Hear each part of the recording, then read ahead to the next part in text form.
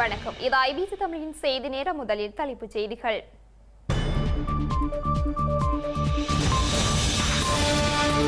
தமிழ் தேசிய கொள்கை முடிவுகள் துரோகமல்ல என்கிறார் அரியநேந்திரன். பொது வேட்பாளரான பின்னர் அவதூறு பரப்பப்படுவதாகவும் கவலை. ஹரியின் மற்றும் மனிஷவின் பதவி துறப்புகளால் சஜித் அணி உற்சாகம். ரணில் ஆதரவு தாமரை மொட்டு அணி உறுப்பினர்களுக்கும் நீதிமன்ற தீர்ப்பால் கலக்கம்.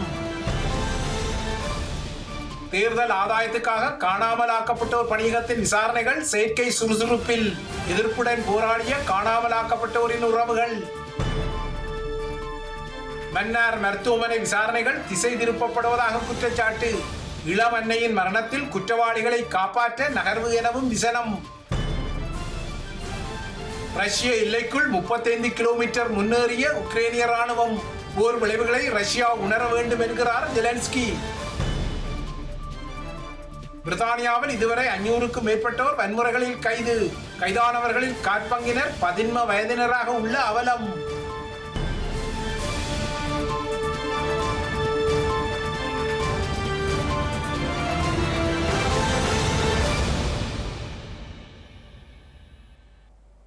இனி தொடர்பான விரிவான செய்திகள்.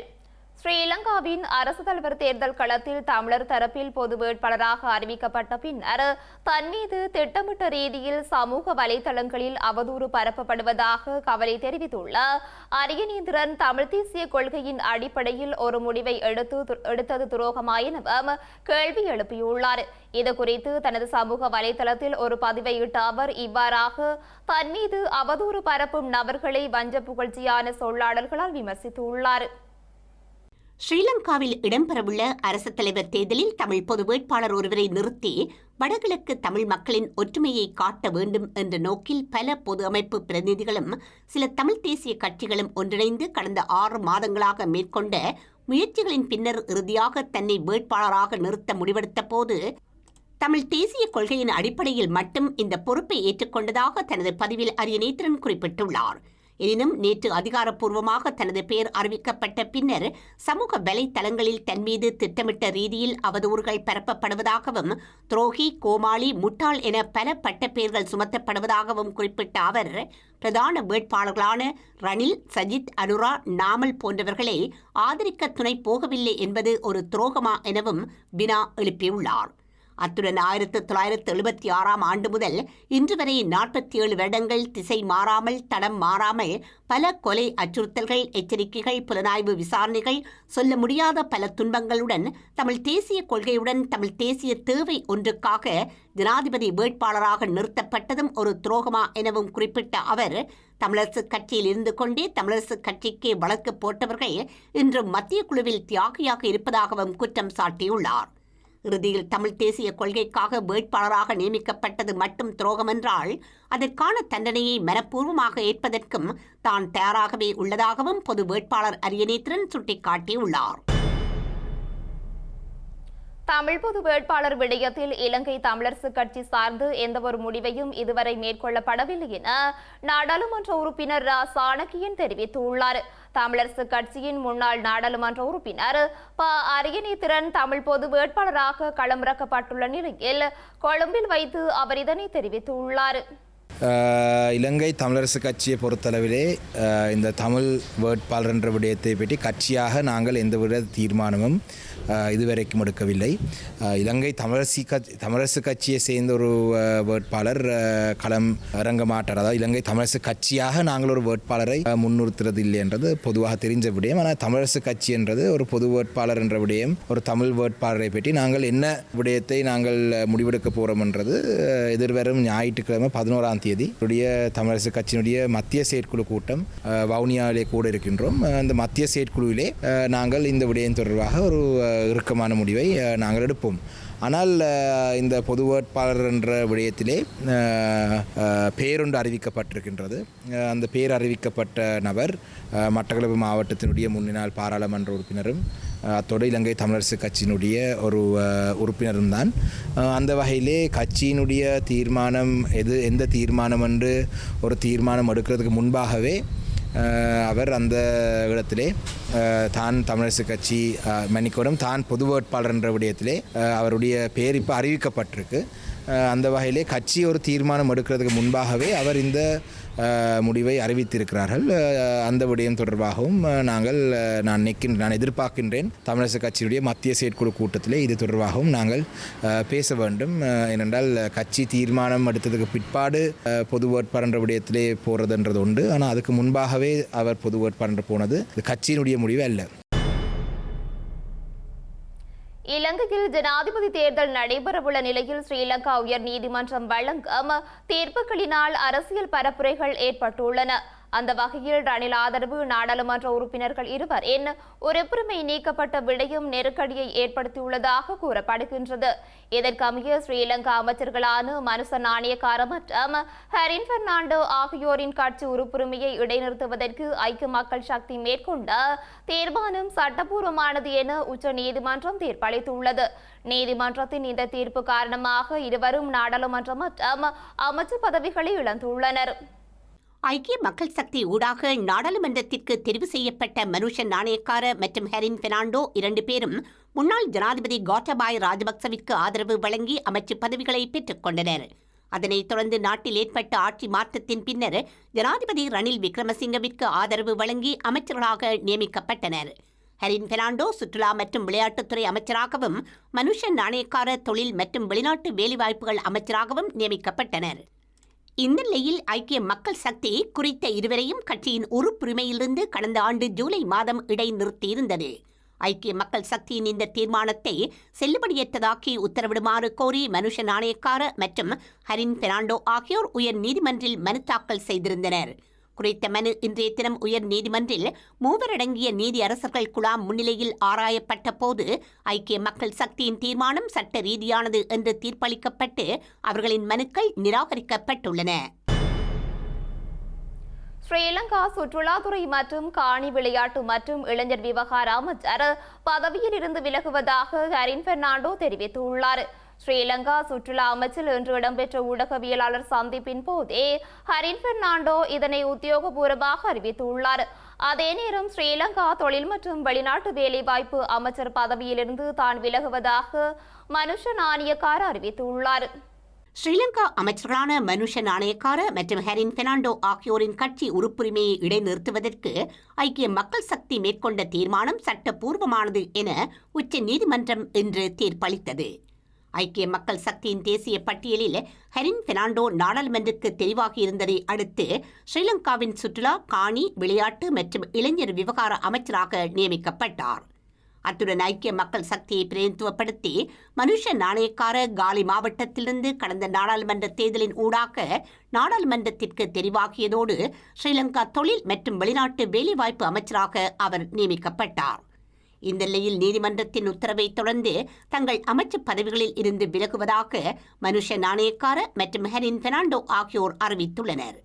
இதையடுத்து உரையாற்றிய ஹரின் பெர்னாண்டோ ஸ்ரீலங்கா ஜனாதிபதி ரணில் விக்ரமசிங்கவுக்கு ஆதரவளித்ததன் மூலம் தான் மற்றும் மனுஷ நாணயக்கார ஆகியோர் தற்கொலை பணியில் ஈடுபட்டுள்ளதாக கூறியுள்ளார். எனினும் ஸ்ரீலங்கா ஜனாதிபதிக்கு ஆதரவளிப்பதன் பின் விளைவுகளை தான் ஏற்கனவே அறிந்திருந்த போதிலும் நாட்டுக்காக அந்த சவாலை ஏற்றுக்கொண்டதாக அவர் தெரிவித்துள்ளார். மேலும் இன்று முதல் தான் மற்றும் மனுஷ நாணயக்கார ஆகியோர் சுயாதீனமாக செயற்படப் போவதாகவும் எதிர்காலத்தில் புதிய ஒரு அரசியல் பயணத்தை ஆரம்பிக்க எதிர்பார்த்துள்ளதாகவும் அவர் கூறியுள்ளார். இலங்கையில் பொருளாதார நிலையை கருத்தில் கொண்டு ஸ்ரீலங்காவின் முன்னாள் அமைச்சர்களான மனுஷ நாணயக்கார மற்றும் ஹரின் பெர்னாண்டோ ஆகியோர் அரசாங்கத்திற்கு ஆதரவு வழங்கிய போதிலும் அவர்களின் நாடாளுமன்ற உறுப்பினர் பதவி பறிக்கப்பட்டமை கவலையளிப்பதாக பல அரசியல்வாதிகள் தெரிவித்துள்ளனர். ஸ்ரீலங்கா அரசாங்கத்திற்கு ஆதரவளித்தமைக்காக குறித்த இருவரும் ஐக்கிய மக்கள் சக்தியிலிருந்து நீக்கப்பட்டதை தொடர்ந்து தங்கள் அமைச்சு பதவிகளிலிருந்து விலக நடவடிக்கை எடுத்த நிலையில் அவர்களுக்கு ஆதரவாக பல அரசியல்வாதிகள் கருத்து வெளியிட்டுள்ளனர். இலங்கை பாரிய பொருளாதார நெருக்கடியை எதிர்நோக்கிய போது ஸ்ரீலங்காவின் ஜனாதிபதியாக தெரிவு செய்யப்பட்டு ரணில் விக்ரமசிங்கவிற்கு ஆதரவளிக்க ஐக்கிய மக்கள் சக்தியின் முன்னாள் உறுப்பினர்களான மனுச நாணயக்கார மற்றும் ஹரின் பெர்னாண்டோ ஆகியோர் நடவடிக்கை எடுத்திருந்தனர். கட்சியின் தீர்மானத்தை மீறி குறித்த இருவரும் செயல்பட்டதாக குற்றம் சாட்டப்பட்டதோடு அவர்களின் கட்சி உறுப்புரிமையை நீக்க நடவடிக்கையும் எடுக்கப்பட்டது. இதையடுத்து மனுச நாணயக்கார மற்றும் ஹரின் பெர்னாண்டோ ஆகியோரின் கட்சி உறுப்புரிமையை இடைநிறுத்துவதற்கு ஐக்கிய மக்கள் சக்தி மேற்கொண்ட தீர்மானம் சட்டபூர்வமானது என உச்சநீதிமன்றம் இன்று தீர்ப்பளித்துள்ளது. இந்த நிலையில் இலங்கை இக்கட்டான சூழ்நிலையை எதிர்நோக்கிய போது நாட்டுக்காக அர்ப்பணிப்புடன் செயல்பட்டு மனுஷ நாணயக்கார மற்றும் ஹெரின் பெர்னாண்டோ ஆகியோரின் பணியை ஒருபோதும் மறக்க முடியாது என ஸ்ரீலங்கா மின்சக்தி மற்றும் எரிசக்தி அமைச்சர் கஞ்சன விஜயசேகர தெரிவித்துள்ளார். இந்த இரண்டு பேரினதும் கீழ் செயல்பட்ட சுற்றுலாத்துறை மற்றும் வெளிநாட்டு வேலைவாய்ப்பு அமைச்சுக்கள் மூலம் கடந்த 2 வருடங்களில் அதிக வருமானத்தை ஈட்ட முடிந்ததாக அவர் தனது உத்தியோகபூர்வ எக்ஸ் தளத்தில் குறிப்பிட்டுள்ளார். இலங்கை கடும் சவாலை எதிர்நோக்கிய போது மனுஷ நாணயக்கார மற்றும் ஹரின் பெர்னாண்டோ ஆகியோர் மேற்கொண்டு தைரியமான தீர்மானத்தை பாராட்டுவதோடு தனது 2 நண்பர்களுக்கும் குறித்த தீர்மானத்திற்காக நன்றி தெரிவித்துக் கொள்வதாக ஸ்ரீலங்கா நிதி ராஜாங்க அமைச்சர் சிகான் சேமசிங்க தெரிவித்துள்ளார். இலங்கையில் பொருளாதார மற்றும் சமூக நிலைத்தன்மையை ஏற்படுத்துவதில் 2 பேரும் பாரிய பங்காற்றியதை அவர் நினைவூட்டியுள்ளார். இதேவேளை இலங்கை கடந்த 2022ஆம் ஆண்டு எதிர்நோக்கிய பொருளாதார நெருக்கடியிலிருந்து மீள ஹெரின் பெர்னாண்டோ மற்றும் மனுஷ நாணயக்கார ஆகியோர் பாரிய அளவில் ஆதரவு வழங்கியதாக தோட்ட உட்கட்டமைப்பு வசதி அபிவிருத்தி அமைச்சருமான ஜீவன் தொண்டமான் கூறியுள்ளார். கட்சிக்குள் காணப்பட்ட பிரச்சினைகளுக்கு மத்தியிலும் ஸ்ரீலங்கா அரசாங்கத்திற்கு ஆதரவளிக்க குறித்த இருவரும் நடவடிக்கை எடுத்திருந்ததாக அவர் குறிப்பிட்டுள்ளார். மேலும் ஸ்ரீலங்கா ஜனாதிபதிக்கு ஆதரவளித்து இலங்கையின் தேவையை முன்னிறுத்தி செயல்பட்டு ஹெரின் பெர்னாண்டோ மற்றும் மனுஷ நாணயக்கார ஆகியோரது சேவையை பாராட்டிய ஸ்ரீலங்கா தொழில்நுட்ப ராஜாங்க அமைச்சர் கனக கேரத் நாட்டை கட்டியெழுப்பும் பயணத்தில் தொடர்ந்தும் ஒன்றிணைந்து பயணிப்போம் என தெரிவித்துள்ளார். ஸ்ரீலங்காவின் முக்கிய அமைச்சர்களாக செயற்பட்ட ஹரின் பெர்னாண்டோ மற்றும் மனுச நாணயக்கார ஆகியோரின் ஆசனங்கள் மீளெடுக்கப்பட்டுள்ளதால் ஏற்பட்டுள்ள வெற்றிடத்திற்கு புதியவர்களை நியமிப்பதை ஐக்கிய மக்கள் சக்தி பிற்போடுவதற்கு தீர்மானித்துள்ளது. இதன் பிரகாரம் ஜனாதிபதி தேர்தல் நிறைவடையும் வரை இந்த வெற்றிடங்கள் நிரப்பப்பட மாட்டாது என ஐக்கிய மக்கள் சக்தி தரப்பு தெரிவித்துள்ளது. ஐக்கிய மக்கள் சக்தி சார்பாக நாடாளுமன்றத்திற்கு தெரிவாகி தற்போது அரசாங்கத்தில் அமைச்சர்களாக இருக்கும் ஹரின் பெர்னாண்டோ மற்றும் மனுஷ நாணயக்கார ஆகியோரின் ஆசனங்களை மேலெடுத்து நீதிமன்றம் உத்தரவிட்டுள்ளது.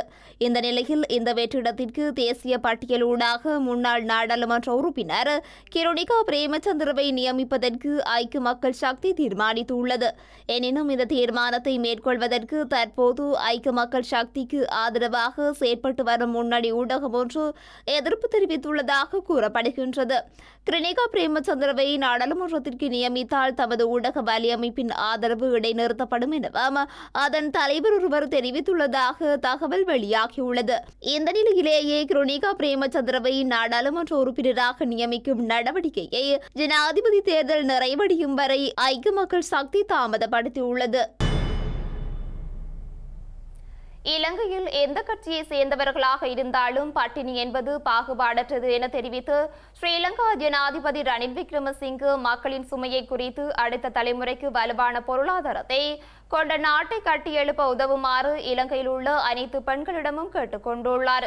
அன்று உணவு வழங்க முடியாமல் பிள்ளைகளை பாடசாலைக்கு அனுப்ப முடியாமல் தாய்மார்கள் அனுபவித்த துன்பங்களை யாரும் மறந்துவிடக் கூடாது என தெரிவித்து ஜனாதிபதி இன்று மேடைகளில் தேசப்பற்றையும் மக்களின் துன்பங்களையும் பேசும் தலைவர்கள் சவாலுக்கு முகம் கொடுக்க முடியாமல் ஓடியதை நாட்டு மக்கள் மறக்க மாட்டார்கள் எனவும் குறிப்பிட்டுள்ளார். பெண்கள் எமது பரம் எனும் துணைப்பொருளில் இன்று கொழும்பில் இலங்கை கண்காட்சி மற்றும் மண்டபத்தில் நடைபெற்ற பெண்கள் மாநாட்டில் கலந்து உரையாற்றும் போதே ரணில் விக்ரமசிங்கே இதனை குறிப்பிட்டுள்ளார். இந்த ஆண்டு ஜனாதிபதி தேர்தலில் நான் ஏன் கட்சி சார்பற்ற வேட்பாளராக போட்டியிடுகின்றேன் என்று சிலர் என்னிடம் கேட்கின்றார்கள். பசி கட்சி சார்பற்றது. எந்த கட்சியைச் சேர்ந்தவராக இருந்தாலும் பசி உணரப்படுகின்றது. வயிற்றை பட்டினியின்றி நிரப்புதல் நடுநிலையானது. எனவே அரசியல் கட்சி நிறபேதங்களை ஒதுக்கி வைத்துவிட்டு நாட்டு மக்களின் வயிற்றை நிரப்ப ஒன்றிணைய வேண்டும். இந்நாட்டு மக்கள் படும் துன்பங்களை நான் நன்கு புரிந்து கொண்டுள்ளேன். மின்சாரம் இல்லாமல், எரிபொருள் இல்லாமல், உணவு இல்லாமல் பிள்ளைகளை பாடசாலைக்கு அனுப்ப முடியாது முடியாமல் நீங்கள் அனைவரும் பெரும் சிரமத்தை எதிர்கொண்டீர்கள். நாம் மீண்டும் இந்த துன்பத்தை சந்திக்க வேண்டுமா? அந்த நிலைமை ஏற்படாமல் தடுக்க நாம் அனைவரும் ஒன்றிணைந்து செயல்பட வேண்டும். ஏனையவர்கள் இந்த பொறுப்பை ஏற்காமல் ஓடியதால் தான் நான் ஜனாதிபதியானேன். நான் ஜனாதிபதியாக பதவியேற்றதன் பின்னர் சஜித் பிரேமதாச மற்றும் அனுர திசாநாயக் ஆகியோரிடம் இந்த சிரமங்களிலிருந்து மக்களை மீட்டெடுப்பதற்கு ஒன்றிணைந்து செயற்படுவோம் என்று கோரிக்கை விடுத்தேன். ஆனால் அவர்கள் மறுத்துவிட்டனர். நாட்டின் பொருளாதாரத்தை முன்னேற்ற அவர்கள் எங்களை ஆதரிக்கவில்லை. அதன்போது எனக்கு 3 பெண்கள் ஆதரவு வழங்கினர். இந்திய நிதியமைச்சர் நிர்மலா சீதாராம், அமெரிக்க திரைசேரியின் செயலாளர் ஜெனட் ஜெலன், சர்வதேச நாணய நிதியத்தின் முகாமைத்துவ பணிப்பாளர் கிறிஸ்டலினா ஜோர்ஜிவா ஆகிய 3 பெண்கள். தேசப்பற்று குறித்து பேசுபவர்கள், மக்கள் படும் துன்பங்கள் தமக்கு தெரியும் என்று கூறியவர்கள் அன்று ஓடினார்கள். வெளிநாடுகளைச் சேர்ந்த 3 பெண்கள் நாட்டை முன்னேற்ற உதவினார்கள். இந்த மூவரின் உதவி இல்லாவிட்டால் இன்று நாம் இந்த நிலையை அடைந்திருக்க முடியாது. மன்னார் பொது வைத்தியசாலையில் வைத்தியர்கள் தாதிய உத்தியோகத்தர்களின் கவனஈனத்தினால் மரணமடைந்த இளம் தாயின் மரணம் தொடர்பிலான விசாரணைகளை திசை திருப்புவதற்கான முயற்சிகள் மேற்கொள்ளப்படுவதாக மன்னார் பொது அமைப்புகளின் ஒன்றியம் தெரிவித்துள்ளது.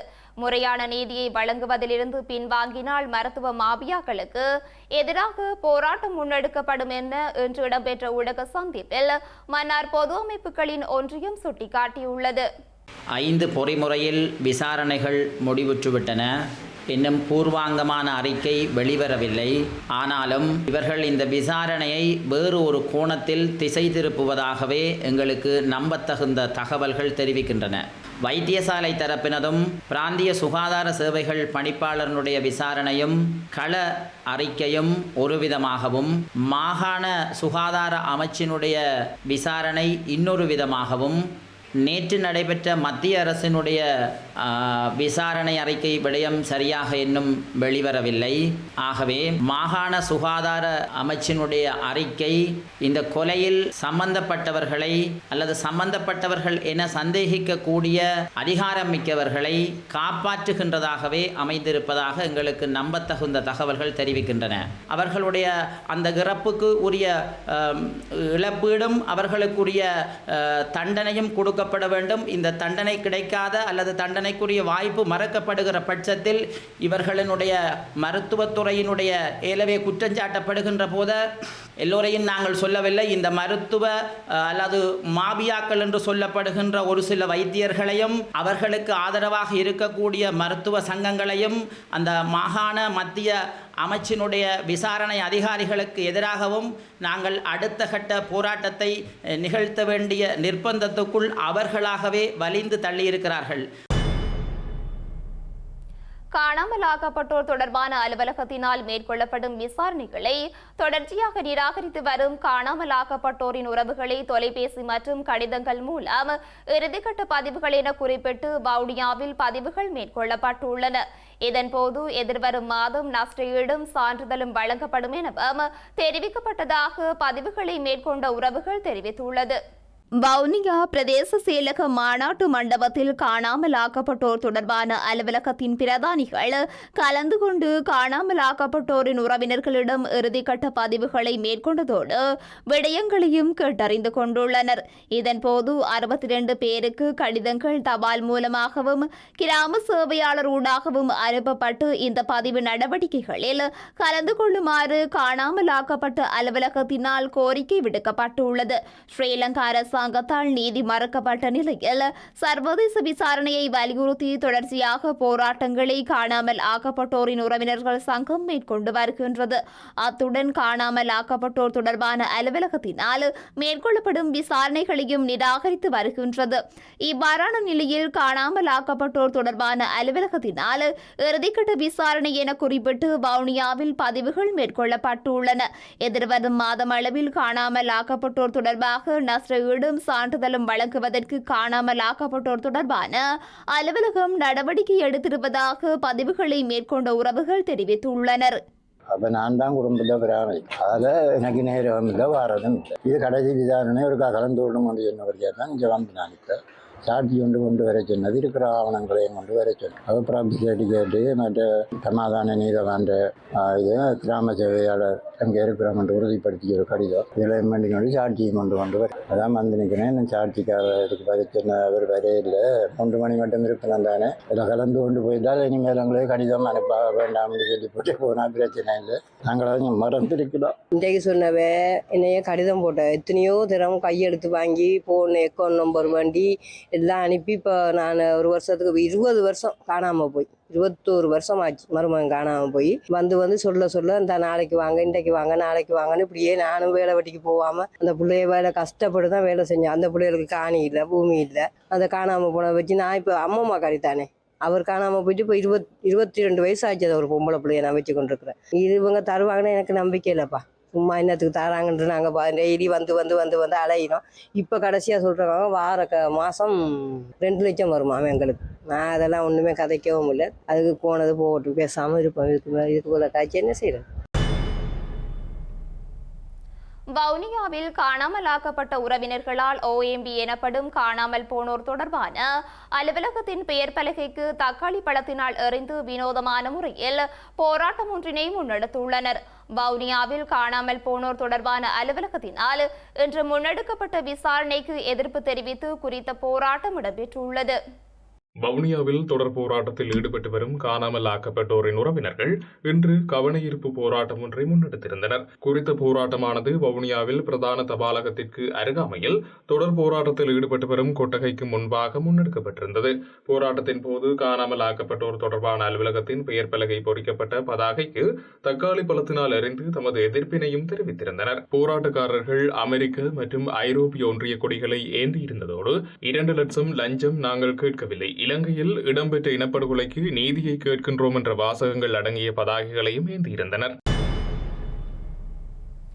காணாமல் போனோர் தொடர்பான அலுவலகத்தினால் இதுவரை 14,988 முறைப்பாடுகள் கிடைக்கப்பெற்றுள்ளன என காணாமல் போனோர் தொடர்பான அலுவலக சபை உறுப்பினர் டி ஜோகராசா தெரிவித்துள்ளார்.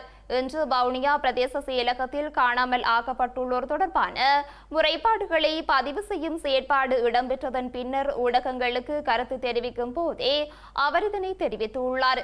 இன்று வவுனியா பிரதேச செயலகத்தில் 75 முறைப்பாட்டாளர்கள் விசாரணைக்காக அழைக்கப்பட்டு 34 பேரை வருகை தந்திருந்ததாகவும் அவர் குறிப்பிட்டுள்ளார். நாளைய தினம் மன்னாரில் இதேபோன்று விசாரணைகள் இடம்பெறவுள்ளதாகவும் அவர் குறிப்பிட்டுள்ளார்.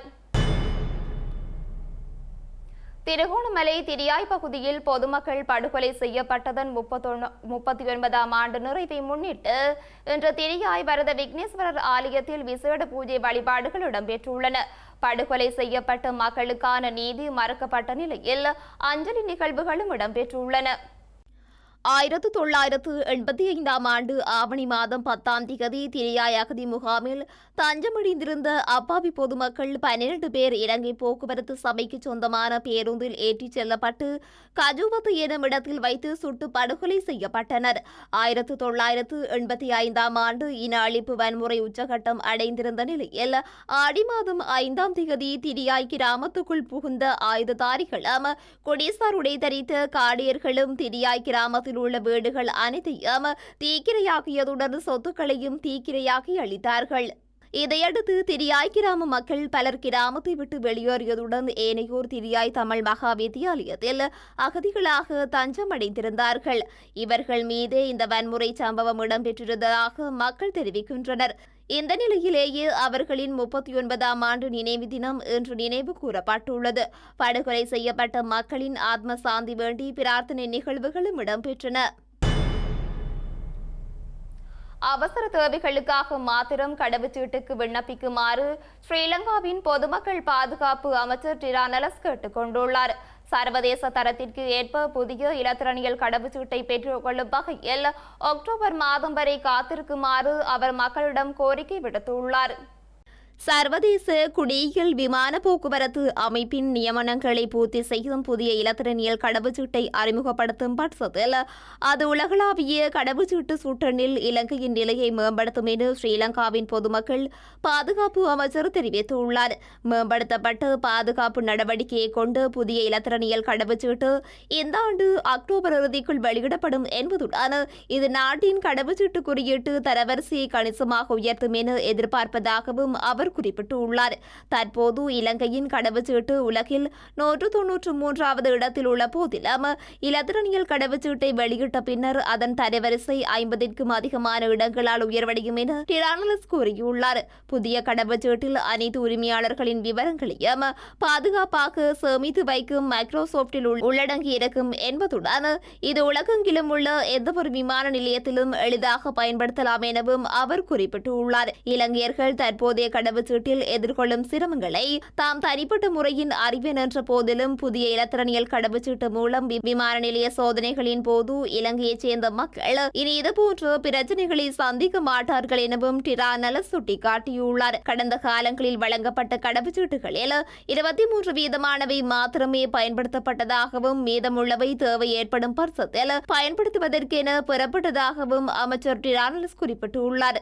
தற்போது அவசர தேவைகளை பூர்த்தி செய்வதற்காக உடனடி பயண தேவைகளை கொண்டவர்களுக்கு முன்னுரிமை அளித்து திணைக்களம் ஒரு நாளைக்கு 1000 கடவுச்சீட்டுகளை வழங்கி வருகின்றது எனவும் ஸ்ரீலங்காவின் பொதுமக்கள் பாதுகாப்பு அமைச்சர் டிரானலஸ் சுட்டிக்காட்டியுள்ளார். கொழும்பிலிருந்து வெளியாகும் பத்திரிகை ஒன்றுக்கு எதிராக தான் சட்ட நடவடிக்கை எடுக்க உள்ளதாக ஐக்கிய குடியரசு முன்னணியின் நாடாளுமன்ற உறுப்பினர் பாட்டலி சம்பிக்க ரணவக்க தெரிவித்துள்ளார். குறித்த பத்திரிகை தனது சிறப்புரிமையை மீறும் வகையில் செய்தி வெளியிட்டுள்ளதாக அவர் தெரிவித்துள்ளார். கொழும்பை தலைமையகமாக கொண்டு செயற்படும் சிங்கள பத்திரிகை ஒன்று கடந்த ஏப்ரல் மாதம் 7ஆம் தேதி தனது நாடாளுமன்ற சிறப்புரிமையை மீறும் வகையில் செய்தியொன்றை வெளியிட்டதாக ஐக்கிய குடியரசு முன்னணியின் நாடாளுமன்ற உறுப்பினர் பாட்டலி சம்பிக்க ரணவக்க சுட்டிக்காட்டியுள்ளார். இந்த செய்தி தொடர்பில் கடந்த ஏப்ரல் மாதம் 18ஆம் தேதி தான் சபாநாயகரிடம் முறையிட்டிருந்ததாக அவர் வெளியிட்டுள்ள அறிக்கையில் குறிப்பிட்டுள்ளார். நாடாளுமன்ற சிறப்புரிமை குழு குறித்த முறைப்பாடு தொடர்பான ஆரம்பகட்ட விசாரணைகளை மேற்கொண்டதுடன் குறித்த முறைப்பாடு தொடர்பில் சட்ட நடவடிக்கைகளை முன்னெடுக்க பாட்டலி சம்பிக்க ரணவக்க திட்டமிட்டுள்ளாரா என நாடாளுமன்ற சிறப்புரிமை குழு வினவியுள்ளது. இதையடுத்து தமது நாடாளுமன்ற சிறப்புரிமையை மீறும் வகையில் செய்தி வெளியிட்ட பத்திரிகைக்கு எதிராக உயர் நீதிமன்றில் வழக்கு பதிவு செய்ய உள்ளதாக பாட்டலி சம்பிக்க ரணவக்க தெரிவித்துள்ளார். பாட்டலி சம்பிக்க ரணவக்கவின் இந்த தீர்மானத்திற்கு நாடாளுமன்ற சிறப்புரிமை குழு அனுமதி வழங்கியுள்ளது. இலங்கை கடற்பரப்பில் தீ விபத்துக்குள்ளான எக்ஸ்பிரஸ் போல் கப்பலின் கழிவுகள் அனைத்தும் அகற்றப்பட்டுள்ளதாக அந்த கப்பலின் உரிமையாளர்கள் தெரிவித்துள்ளதாக ஸ்ரீலங்கா நீதிமன்றம் மற்றும் சிறைச்சாலை அலுவல்கள் ராஜாங்க அமைச்சர் அனுராதா ஜெயரத்ன தெரிவித்துள்ளார். ஸ்ரீலங்கா நாடாளுமன்றில் இன்று உரையாற்றும் போதே அவர் இதனை தெரிவித்துள்ளார். எக்ஸ்பிரஸ் பேர்ல் எனும் கப்பல் கடந்த 2021ஆம் ஆண்டு மே மாதம் 20ஆம் தேதி இலங்கை கடற்பரப்பில் தீ விபத்துக்குள்ளானது.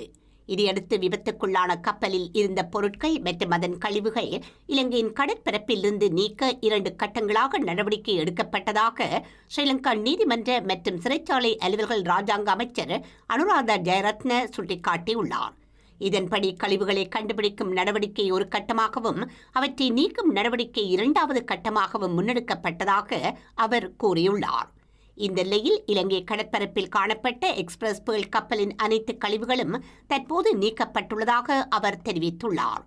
இலங்கையின் கடற்பரப்பிலிருந்து எக்ஸ்பிரஸ் பேர்ல் கப்பலின் கழிவுகள் முழுமையாக நீக்கப்பட்டுள்ளமை தொடர்பில் ஸ்ரீலங்காவின் தேசிய நீர் விரைவியல் அலுவலகத்திற்கு ஆய்வு செய்து சான்றுபடுத்துமாறு அனுராதா ஜெயரத்ன வலியுறுத்தியுள்ளார். மேலும் சில உள்ளூர் செய்திகள் தொடர்கின்றன.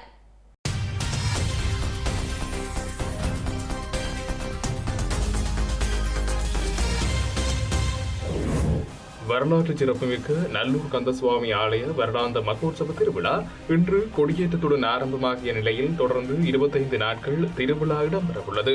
எதிர்வரும் 18ஆம் திகதி மஞ்சள் திருவிழாவும் 31ஆம் திகதி சப்பரமும் செப்டம்பர் மாதம் 1ஆம் திகதி தேர் திருவிழாவும் இடம்பெறவுள்ளது. அத்துடன் செப்டம்பர் 2ஆம் திகதி காலை தீர்த்த திருவிழாவும் மாலை கொடியிறக்கமும் நடைபெறவுள்ளது. மன்னார் மடு திருத்தலத்தின் ஆவணி மாத திருவிழா திருப்பலியில் இந்த முறை நாட்டின் பல பாகங்களில் இருந்தும் பல லட்சக்கணக்கான பக்தர்கள் கலந்து கொள்வார்கள் என எதிர்பார்க்கப்படும் நிலையில் முன்னாயத்த நடவடிக்கைகள் குறித்த விசேட கலந்துரையாடல் ஒன்று இன்று இடம்பெற்றுள்ளது. குறித்த கலந்துரையாடலின் போது பக்தர்களின் நலனை கருத்தில் கொண்டு சுகாதாரம், போக்குவரத்து, மருத்துவ வசதிகள், நீர் விநியோகம், உணவு விநியோகம் உள்ளிட்டவை குறித்து ஆராயப்பட்டுள்ளது. கிழக்கு பல்கலைக்கழகத்தின் சுவாமி விபுலானந்த அழகிய கற்கைகள் நிறுவனத்தின் குறுநாடக விழா நிகழ்வுகள் 5 நாட்களில் 50 நாடகங்கள் என்ற வகையில் அரங்கேற்றம் செய்யப்பட உள்ளது. குறித்த நிகழ்வுகள் எதிர்வரும் 11ஆம் தேதி விபுலானந்த அழகிய கற்கைகள் நிறுவனத்தின் ராசதுரை அரங்கில் மாலை 5:30 மணியளவில் இடம்பெறவுள்ளதாக அறிவிக்கப்பட்டுள்ளது. தென்கிழக்கு பல்கலைக்கழக உபவேந்தர் அலுவலக கடமைகளை ஆற்றுவதற்காக கலாநிதி மஜீத் நியமனம் செய்யப்பட்டுள்ளார். தென்கிழக்கு பல்கலைக்கழகத்தின் உபவேந்தர் பதவி வெற்றிடம் காரணமாக தென்கிழக்கு பல்கலைக்கழகத்தின் தொழில்நுட்பவியல் பீடாதிபதி கலாநிதி ஜூவல் அப்துல் மஜீத் பல்கலைக்கழக மானியங்கள் ஆணைக்குழுவினால் நியமிக்கப்பட்டுள்ளார். புதிய ஜனாதிபதியினால் தென்கிழக்கு பல்கலைக்கழகத்திற்கான புதிய உபவேந்தர் நியமிக்கப்படும் வரை உபவேந்தர் அலுவலக கடமைகளை ஆற்றுவதற்காக கலாநிதி மஜீதின் நியமனம் இடம்பெற்றுள்ளமை குறிப்பிடத்தக்கது.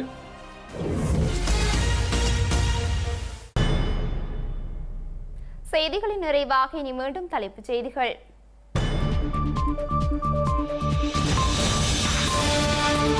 தமிழ் தேசிய கொள்கை முடிவுகள் துரோகமல்ல என்கிறார் அரியநேந்திரன். பொது வேட்பாளரான பின்னர் அவதூறு பரப்பப்படுவதாகவும் கவலை. ஹரியின் மற்றும் மனிஷவின் பதவி துறப்புகளால் சஜித் அணி உற்சாகம். ரணில் ஆதரவு தாமரை மொட்டு அணி உறுப்பினர்களுக்கும் நீதிமன்ற தீர்ப்பால் கலக்கம். தேர்தல் ஆதாயத்துக்காக காணாமலாக்கப்பட்டோர் பணியகத்தின் விசாரணைகள் செயற்கை சுறுசுறுப்பில். எதிர்ப்புடன் போராடிய காணாமலாக்கப்பட்டோரின் உறவுகள். மன்னார் மருத்துவமனை விசாரணைகள் திசை திருப்பப்படுவதாக குற்றச்சாட்டு. இளம் அன்னையின் மரணத்தில் குற்றவாளிகளை காப்பாற்ற நகர்வு எனவும் விசனம். ரஷ்ய எல்லைக்குள் 35 கிலோமீட்டர் முன்னேறிய உக்ரைனிய ராணுவம். போர் விளைவுகளை ரஷ்யா உணர வேண்டும் என்கிறார் ஜெலன்ஸ்கி. பிரித்தானியாவில் இதுவரை 500க்கும் மேற்பட்டோர் வன்முறைகளில் கைது. கைதானவர்களில் காற்பங்கினர் 11 வயதினராக உள்ள அவலம்.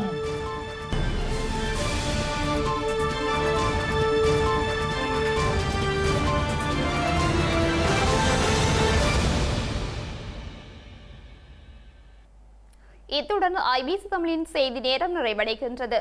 உடனுக்குடன் செய்திகளை அறிந்து கொள்ள ibctamil.com என்ற இணையதளத்தினை பார்வையிடுங்கள். வணக்கம்.